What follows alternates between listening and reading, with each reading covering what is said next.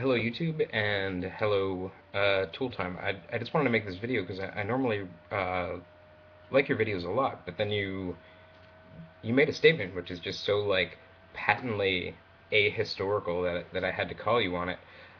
You said something like, you know, if religion, and I know that this wasn't the thrust of the video, but you said something like, if religion is merely the some kind of group activity, then forget about struggling against it or something like that. And you say basically like you can't define religion in this way. But I think this is grossly ahistorical. The word religion actually comes from well, it comes from a few places actually, um, but religare is the word that it comes from, and it means to bind fast.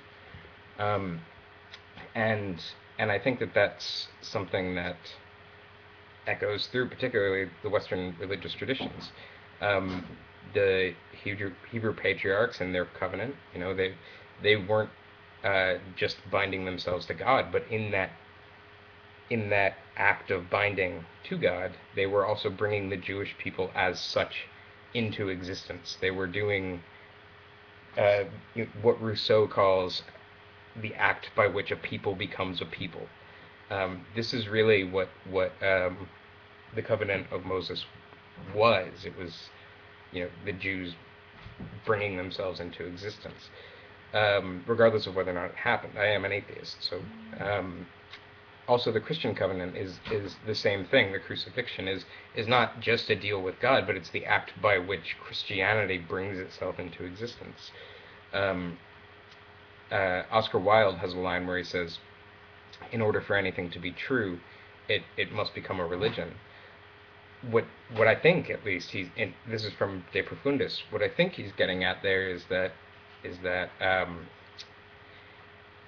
in order for something to be regarded as true, in order for something to achieve the status of sort of intersubjective agreement, it has to become a religion, meaning that it has to become something that is uh, that is supported by intersubjectivity, right? And particular intersubjectivity.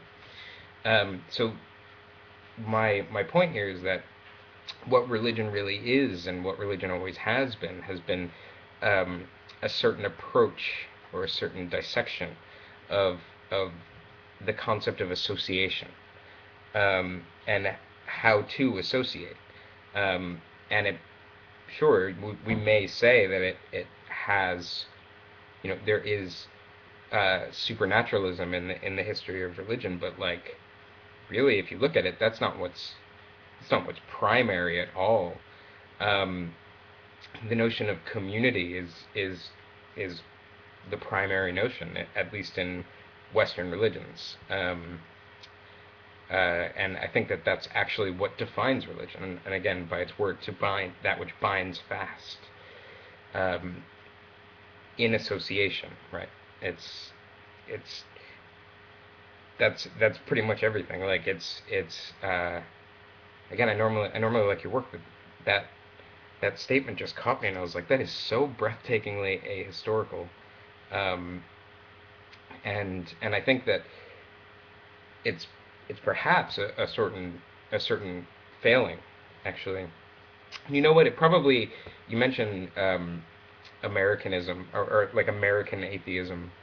It probably has to do with the kinds of sort of hyper individualistic Christianities that that come into being in America, particularly American strands of Protestantism and fundamentalism, etc., are all these hyper individualistic notions, and we don't we don't have, maybe in America, the same association between religion and the activity of community, or the activity of association.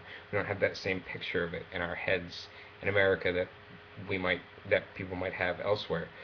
Um, but really, really, really, I think it's always been the case that religion has been a giant experiment in the organization of communities. And to be anti-religious is to be almost by definition